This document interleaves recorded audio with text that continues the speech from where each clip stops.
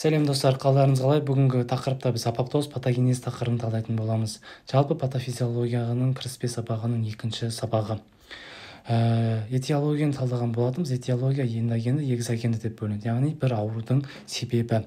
Ал патогенез дегеніміз не? Патогенез ол бір аурудың даму жолы.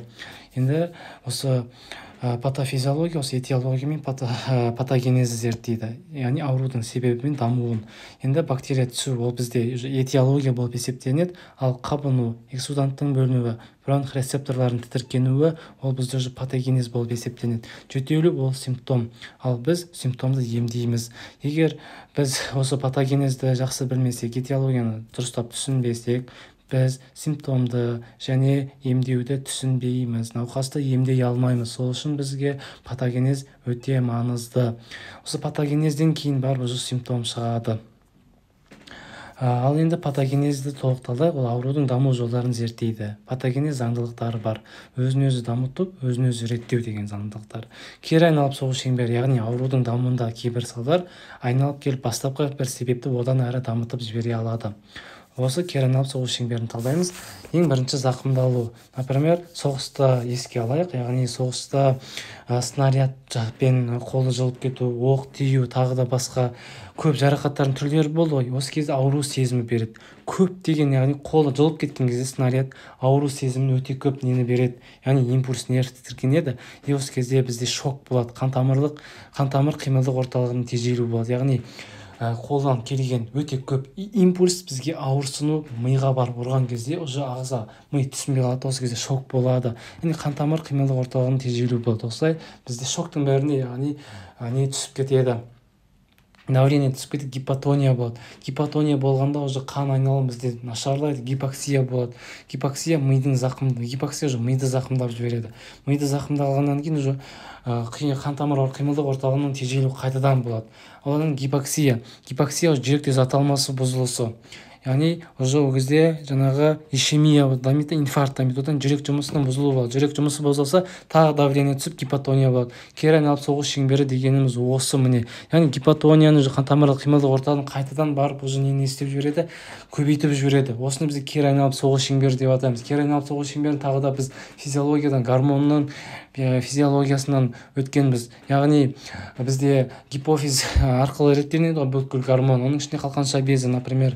Яғни қалқанша безі аз жұмыс жасаса, бізде гипофизден тиреотропты гормон көп бөлініп, бізде қалқанша безін шаптыртады, көп жұмыс істеуге ынталандырады. Тура сондай кері айналып соғу шеңбері тура сондай.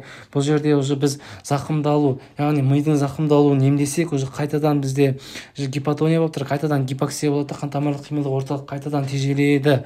Біз яғни зақымдалуды дұрыстап не істеуіміз керек? Осы кезде алып тастасақ, үлкен шынжырдың басын кеспесек, ары қарай бұл ауру сезімі, қан-тамырлық қимылдық орталығын тежелу бола береді. Осы жерден біз немесе ауру сезімінен, немесе зақымдалған ауру сезімін тоқтатсақ, ары қарай уже бүкіл патогенез өшіп қалады. Ары қарай тардаған кезде түсінікті болады қазір. Міне негізгі тізбек дегеніміз осы. Міне цехта жұмыс жасаймын, например, мен сосын аллерген болады, яғни цехта шаң, тозаң, бүткіл заттар көп қой. Осы кезде ол аллерген болып түседі, ол тыныс алу жолдарына келеді. Тыныс алу жолдарына рецептор тітіркенеді. Рецептор тітіркенген жөтелу рефлексі болады, жөтелу болады.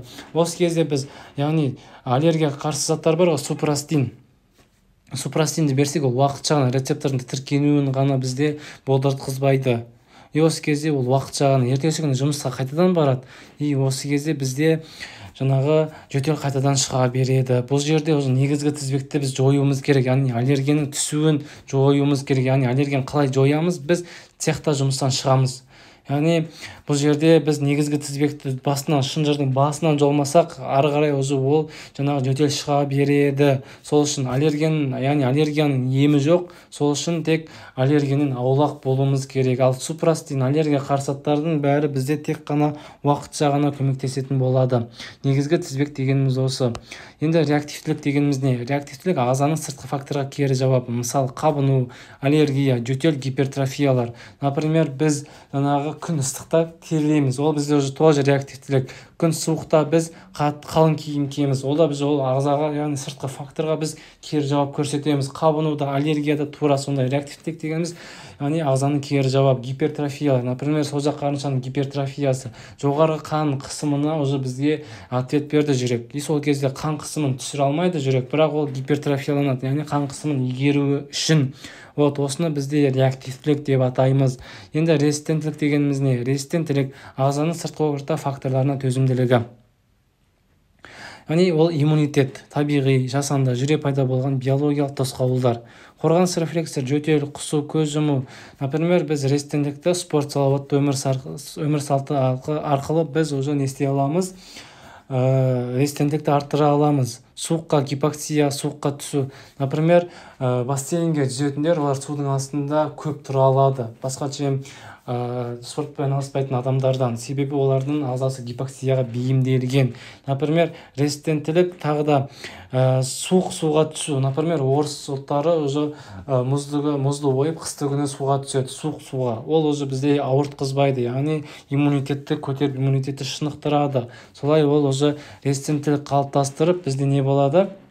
Ауруымызға уже вероятностьті түсіре береді. Резистенттік дегеніміз осы. Енді апоптоз дегеніміз не? Апоптоз программаланған гендік өлім, табиғи жасушаның жойылу түрі. Қайызғақ терінің түлеуі ішек дегенде тері күнде жаңарып отырады. Яғни бұл не үшін керек? Апоптоз ол ағзамызды тазарту үшін керек процесс. Мысалы, қан құрама элементтері. Эритроцит 120 күнде, тромбоцит 7-10 күнде бізде көкбауырда өліп отырады. И солай бізде жаңа ағзамызды тазартпаса болмайды. Ағзамыз дұрыс жұмыс жасау керек. Одан кейін қайызғақ қолда тоже бізде не істеп отырады? Тазарып, жаңарып отырады. Эндотелий, ішек деген эндотелий, яғни нәжіс күнде тұра бергеннен ойлаңыздаршы, жаңағы вообще қандай болып кетуші еді? Вообще жаңармаса. И ол жаңарып отырады, күнде бізде ауысып отырады. Енді апоптоз бізде апоптозды күшейтетіндер, апоптозды тежейтіндер деп екіге бөлінеді. Апоптозды күшейтетіндер не олар? БАТ, БАК, супрессор. ЕРБ, P53 гендермен кодталатын нәруыздар арқылы реттеледі. Протеаза, эндонуклеаза, цитохром С ферменттері активтеніп, ДНК-ны ыдыратады, жасуша кішірейіп бөлшектенеді. Қабыну болмайды бұл жерде. Қабынусыз, некрозсыз, ешқандай дистрофиясыз бізде жасуша жаңарып отырады. Например, біз теріміздің түлеуін күнде көре бермейміз. Ол уже бір белгілі бір уақытта тері түлеп жаңарып отырады. Немесе теріміз вообще бізде, яғни бір-ақ рет жаралған ғана болса, бір-ақ рет қана не болса да вообще жаңармайтын болса, уже қандай болып кетуші еді. Яғни вообще жаңағы түсі кетіп, вообще ескіруші еді. Сол үшін керек, біз ағзамызды тазарту үшін керек бізге. Ал апоптозды тежейтіндер уже оны тежеп отыру керек қой. Қайта жаңарып кетсе де болмайды. Раковый процесс болып кетуі мүмкін. Сол үшін BCL2 антиапоптоздық гені арқылы реттеледі. Және апоптоз күшейтетін факторлар тежейді, осылар тежейді. Немесе бір-біріне уже қарама-қарсы антидот сияқты жұмыс жасайды, антагонист сияқты. Енді патологиялық жасушаның жойылуы қабынумен жауап береді, некроздық өлім деп аталады. Например, бір жер қабынған кезде немесе жаңағы обтурациялық артерияның компрессиялық жаңағы тығындалулары болса, компрессиялық бітеліп қалса, сыртынан қатты бітелсе, басқа бір ракпен бітелсе, уже ар жағында некроздық өлім болады. Себебі ана жерде уже трофикалық заттар барып жатқан жоқ. Ал дистрофия жасушалардың зат алмасу бұзылыстары. Яғни трофикалық заттар бармаса бітті, уже оттегі глюкоза бармаса бітті, уже некрозданып кетеді. Гангрена болып, уже соңында уже біз оны кесуімізге керек болады. Ал уже апоптоз жасуша ішілік сигналмен жауап береді. Яғни жасуша ішілік сигнал өте бүкіл ағзамызда жұмыс жасайды. Яғни жаңағы біріншілік сигнал уже гормондар, лигандалар деп атайды. Гормондар, басқа тағы да стероид емес препараттар болуы мүмкін. Немесе жаңағы тағы басқа заттар уже лиганда жасуша ішілік сигналмен жауап береді. Енді міне қайызғақ, ол тоже апоптоздың бір белгісі. Яғни қайызғақ ол уже нормальный нәрсе. Ал мына жерде уже тоже менструальды цикл, фолликулар өсіп жетіліп, сары денеге айналып, уже кішірейіп жоқ болып кетеді. Ол да тоже бізде апоптозға жатады. Көп назарларыңызға көп рахмет.